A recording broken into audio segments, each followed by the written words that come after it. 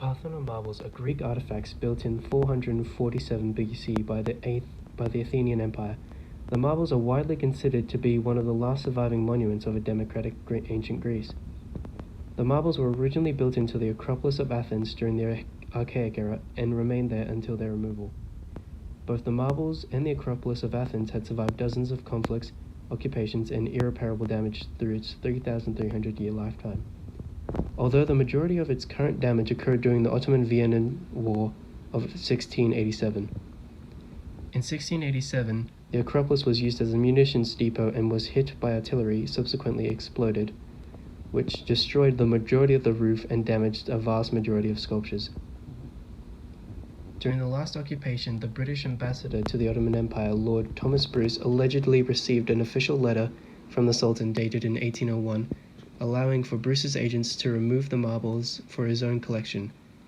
Bruce's agents finished the removal of 21 individual marbles in 1812 and sent them back to Britain. The marbles were subsequently upsold to the British government in 1816 at the price of £35,000. For the longest time, the Parthenon marbles have been contested between the British Museum and the Greek government. Both sides argue that they have legal ownership over the marbles housed in the British Museum. The British Museum argues that the marbles were obtained legally by the acting ambassador to the Ottoman Empire at the time, Thomas Bruce, the 7th Earl of Lane.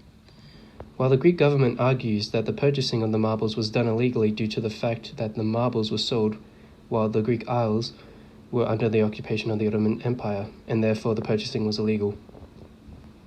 The marbles are a part of Greek cultural heritage, and that gives the Greek government greater claim to the marbles, while the British Museum bought the marbles illegally at the time of the purchasing. They still remain Greek cultural heritage and a symbol of the ancient Greek world. And even if the British Museum wanted to return the marbles, British law prohibits the museum from breaking up the collection that has been acquired throughout the century. After much thought put to the topic and discussion among our group, we have collectively come to the opinion that while the British Museum may have the extremely rocky legal claim over the Parthenon marbles, even if the marbles have been obtained legally according to the expectations and standards of the time when they were acquired, the museum should be morally motivated out of good faith to return the marbles to the original location to reunite them with the rest of the collection. Furthermore, the legal claim on the marbles, as will later be discussed, is extremely flimsy if it exists at all. The claim of cultural ownership by Greece is undeniably significant. The marbles were built in Greece by ancient Greeks at the height of the ancient classical Greek achievement. Many current people with Greek heritage consider the statues as an important part of their cultural heritage, so they understandably don't want part of their heritage split in half and on display by the people who they consider plundered and stole from them 200 years ago. Furthermore, the half of the collection being housed outside of Greece removes them from the proper context provided by the area in which they should be housed. An additional argument for their return is that the marbles are considered a piece of art that has been cut in half. The marbles are not independent works of art. They should be viewed as they were intended as a whole. In returning the marbles to Greece and reuniting the collection, it will be as if completing the artwork, allowing for them to be viewed as they were intended as a whole artwork. You should not rip a hole in the Mona Lisa and half in one museum and half in another. In doing so, would remove context, meaning, and full appreciation of the work from the artwork. The main arguments the British Museum is using for retaining the Parthenon marbles are that they were obtained legally and that the marbles are a part of everyone's shared heritage and culture. Furthermore, the diverse background of the unparalleled collection of various artifacts of other civilizations in the possession of the British Museum allows the marbles to be viewed in a way that shows how ancient Greek culture influenced other civilizations it encountered and subsequent civilizations. The legal claim of the British is quite messy as previously stated. The entire legal claim on the Parthenon marbles used by the British is a letter of permission given to the British ambassador, Lord Elgin, by the Ottomans. However, the original letter has been lost to time, and all that remains is a copy of an Italian translation made in 1801. The copy of the Italian translation of the letter states that, and when they wished to take away some pieces of the stone with old inscriptions and figures, that no opposition be made, and nor hinder them from taking away any pieces of stone with inscriptions and figures. This does not seem to imply that the British were well within their rights in removing at least some of the marbles. Furthermore, I believe another point in favour of the British is that simply if the letter didn't allow for their removal, it wouldn't have happened. Without the approval of the local power, it would not have been allowed to occur. However, all this would all be irrelevant if this letter did not exist, as there is a question to whether such a firman was given to Lord Elgin, as all firmans made by the Ottoman Empire were recorded as a firman is a royal decree. There is no official record of this alleged firman to be found. Furthermore, a firman has to be signed by the Sultan or his Grand Vizier, and there is no such record of this taking place.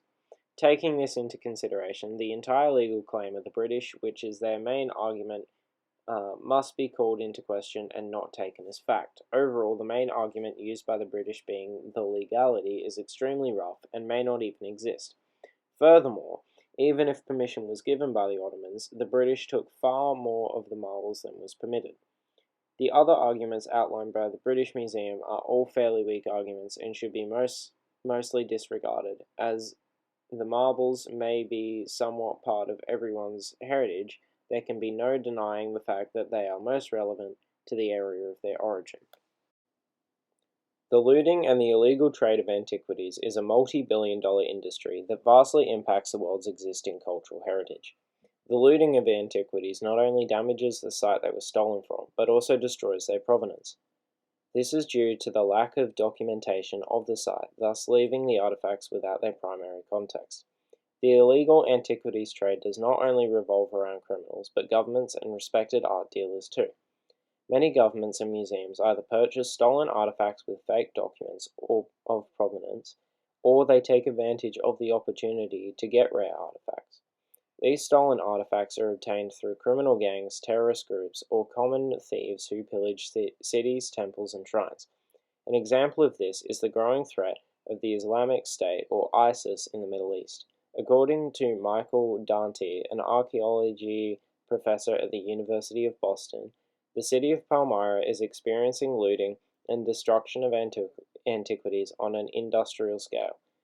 ISIS and other terrorist groups alike are responsible for crudely removing and selling artifacts to the highest bidder in order to fund their group. Boston University alleges that ISIS receives around 20% of the antiquities worth when they are sold on the black market. Despite the work that the United Nations and individual countries around the world have done to prevent the removal of human history, the illegal antiquities trade is still a prominent and ever-growing threat to the ancient artifacts of the world. Ownership is the act, state, or right of possessing something. Custodianship is one that guards, protects, or maintains. The Parthenon marbles are a highly controversial part of the British Museum's collection and have been the subject of many debates about whether or not the marbles should be returned to their home in Greece. Many of those arguing for the return of the Parthenon marbles cite things such as their questionable acquisition by Lord Elgin and their request for their repatriation as reasons for their return. While the British Museum states that Lord Elgin was given permission to take the marbles from the Acropolis, the legitimacy of that claim has long been questioned, as there is no proof of this other than Lord Elgin's statement. The main argument made by the Greek government for their return is that the marbles were taken illegally and without permission, and should therefore be returned to their rightful owner. The other main reason is the request for repatriation by the Greek government, who wished for the marbles to be returned and reunited with the rest of the marbles. This argument brings up the debate of ownership versus custodianship, and what is more important in today's society. This is currently being addressed in talks between the two nations about the marbles. However, it doesn't look like they will be agreeing on anything soon. The Greek perspective on the issue is that the Parthenon marbles are a part of their history that were illegally taken by the British, and as such, should be returned. They believe that the Parthenon marbles should be placed with the rest of the marbles in the Acropolis Museum, where they can be seen in a greater context with the other marbles.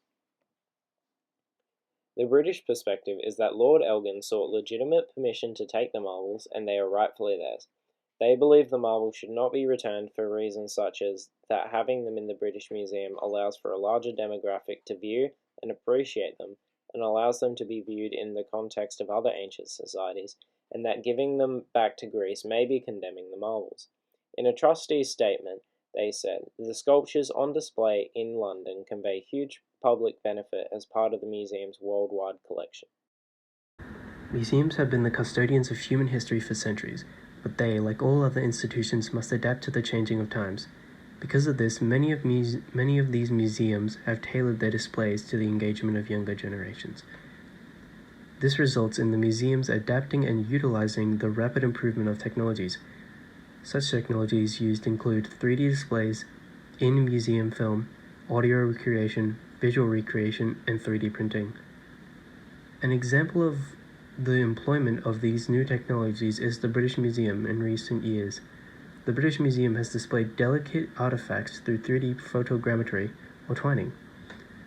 Photogrammetry is essentially the combination of hundreds of photographs to form up a solid object, and in the British Museum's case, is the alkali turban. Museums are a vital part of our society and culture. Thus, improving of technology allows the increased engagement of our current and future generations, improving the way we teach history. Here, we have a 3D replica of a section of the Parthenon marbles currently in the British Museum.